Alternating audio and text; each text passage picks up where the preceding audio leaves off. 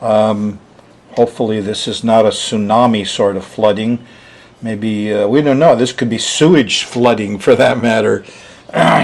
You know, a lot more analysis is necessary, but this squares Mars, this Neptune. Mars is at 5 Gemini, and so, what's Mars? The 11th, the groups of people stop coming here for some reason. Honolulu, huh? Whoops, here's Lahui on Kauai. Look at that.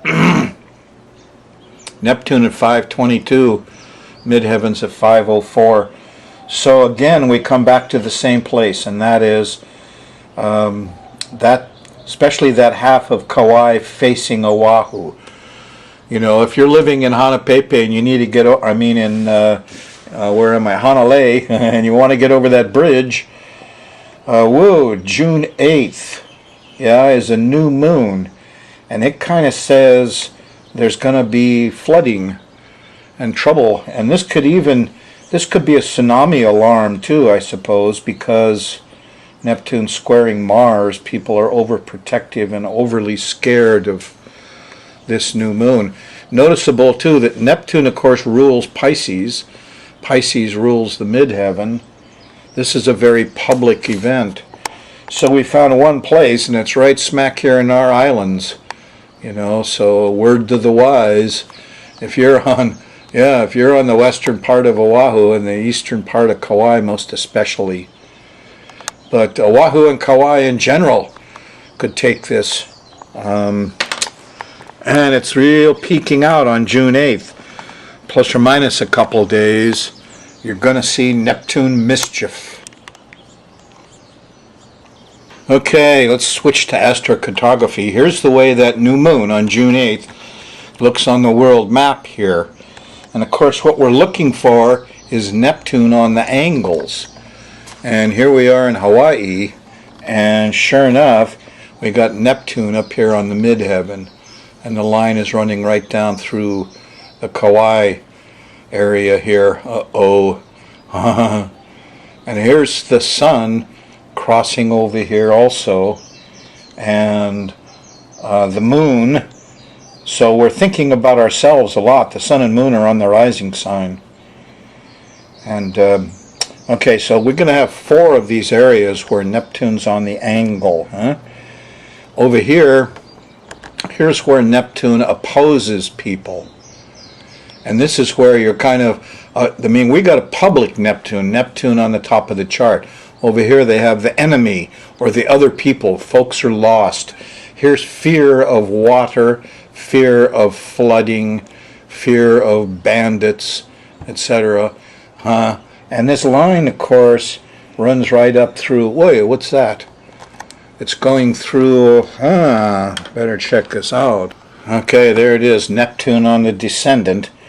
It's not exactly the enemy you want around. Deceptive. And it's running up here, So what could this be? Some kind of flooding or deception or gasoline, oil kind of stuff? This is going kind of close to Washington, D.C. Yeah, it's disturbingly close. So this coastline here could take a hit too, considering Neptune rules the ocean. And this is Eek, a Neptune. We're scared of it. We don't want it around.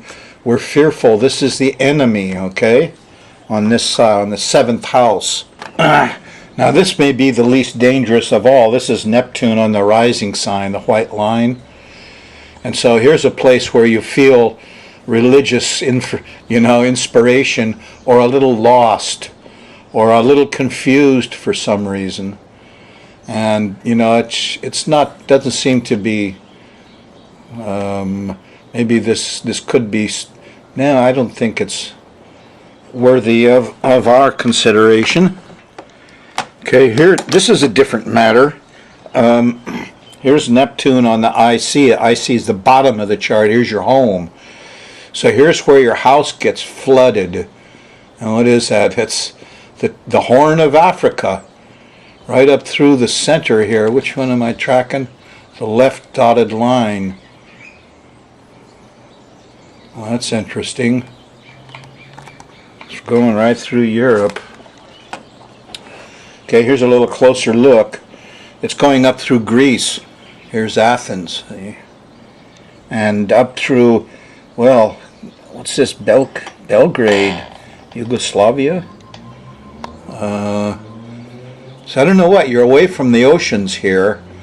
And this is Neptune at the bottom of the chart in your home. Bad smells, pollution. Warsaw, huh? So you got me. I'm baffled by this one.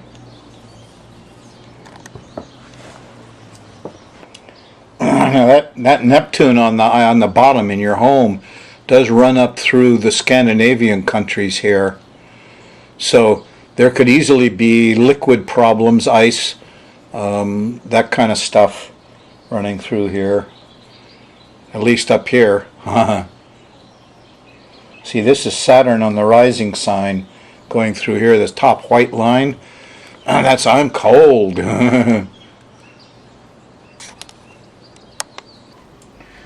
Hey, what's happening in the sky mirror? Let's get down to present time in your next 10 days, huh? And I made a note. Full moon Friday, May 24th at 4 Sag, squares Neptune. The last full moon trine Neptune. So you had a very easy Neptune.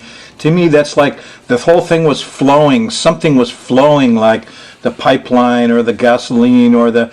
And then when the full moon squares Neptune, it stops the flow. And something's got to give, huh? Yeah. All right, there's Mercury and Venus going into Cancer are going to make a grand trine to Saturn and Neptune. But a little later, after 2 weeks, oppositions to Pluto, real interesting patterns are going on. The Sun's solidly in Gemini, and towards the end of your next week, it makes a nice sextile to Uranus. Little Aquarian age stuff is going to come out. Let's take a look at it day by day, okay? We're just going to run the moon around the edge. And when it makes angles, aspects to other planets, gives us the mood of the times. Like early Friday morning, everybody's ticked off and angry at the young people. Oh, look out. You know, they're not doing their job. Friday, the moon's in Scorpio in the morning. Around lunchtime, it changes into Sagittarius, and you're into the full moon. You'll start feeling it as soon as it goes into Sag.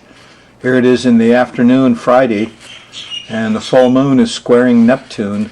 It's confusing. You could lose things. You could be off balance. A lot of people could be kind of delusional here, yeah? And they're not going to snap out of it much. Well, here's Saturday morning. If you get up real early, about 4 a.m. in the morning, there's a nice trine to Uranus. You know, the internet and the TV might help and give you some grounding in science if you got all off in religion here with the Neptune square. But Saturday's still not comfortable. The moon's in Sagittarius. We have oppositions to Mercury. Kids aren't happy at dinner time. Oppositions to Venus. The girls aren't happy. There's no sweets. Nobody feels loving and sexy. In fact, here about midnight, 2 a.m. Sunday, the moon opposes Jupiter. Who are those clowns? Stop that noise. Stop that laughing. Finally, on Sunday, the 26th, the moon goes into Capricorn just around lunch, before lunch, and you begin to get a little trine to Neptune. Remember the feeling of having faith in things? Well, you could get a little grounding and a little faith back in the world again here Sunday afternoon. Go out and sit under a tree. Read Jesus. Moon's still in Capricorn on Monday the 27th, but early in the morning it's going by Pluto, squaring Uranus. Your battery's dead. The electricity's out. There's a general panicky feeling here on the 27th. Yep, probably a little bit used to it now. This is eek, a bug. You're bound to see at least some bugs early Monday morning. You'll remember. Moon's still in Capricorn right up to Tuesday, just before lunch. In the morning, there's a nice trine to Mars. The heroes are out fixing things. Pretty nice, huh? But it's a little depressing. Yeah, the moon's going to square Saturn here Tuesday night after dinner. not enough money, not enough time. But real late, midnight, 1 a.m. in the morning Tuesday, there's a nice trine to the sun, a sextile to Uranus, technical stuff triumphs, new ideas, Aquarian age stuff, fix all that old stuff. We don't need all that money or time, no. So Wednesday morning's kind of nice. Continues through Thursday morning with a nice, what is that? That's a trine to Jupiter, wisdom flows, huh? A trine to Venus, there's love around Thursday morning, and a trine to Mercury. Everybody's talking about a kind of a sweet morning, huh? Yep. And then about lunch, after lunch, mid-afternoon, the moon shifts into Pisces. It starts getting different. You got faith in something? Look out, because when the moon goes by Neptune, Thursday night, it hits that square to the full moon. Nobody wants your preaching or your music. There's bad smells. You've been sold a bill of goods. Did you lose something? Confusion, delusion. Worst thing you want is to be out Thursday night and drink. Hard liquor will really get you. And Friday morning, there's a square to the sun. You won't even feel like going to work. You probably miss work Friday morning. Or you just got lost Thursday night and you can't get anything done Friday morning with the square to the sun. Eek. The feeling continues pretty much through Friday. Moon's still in Pisces on Saturday. And it looks like it's not going to leave Pisces and go into Aries until after dinner, Saturday, June 1st. We're all overdoing it in the morning. Too much laughing and clowning around. Yeah, it's a square to Jupiter. Too much noise. And here, when Moon goes into Aries, well, Mercury and Venus are in Cancer, and so you got some squares here Saturday night. There's no loving. It doesn't feel sexy at all. The talk is not good. We're not communicating. This is not the time to go out expecting a fun, good time Saturday night, June 1st. It's not there. Sorry. The vibes kind of continue right through Sunday, but it changes into that panicky feeling Sunday afternoon. Sunday night with a square to Pluto and a conjunction to Uranus, and we're suddenly feeling real jittery.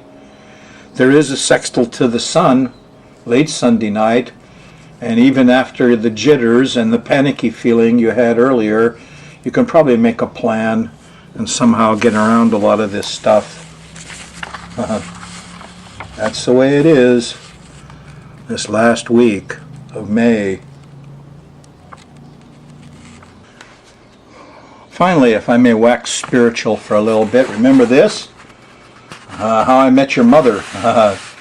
So these 3 dates were the goodies, I thought, and I attended them. And on the 10th, I was a little disappointed.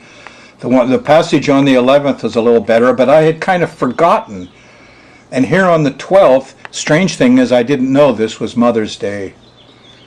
And when I went asking for mothers for an audience, I was expecting words, and no. What came up was my beautiful dog Julie's smiling face at me with unconditional love.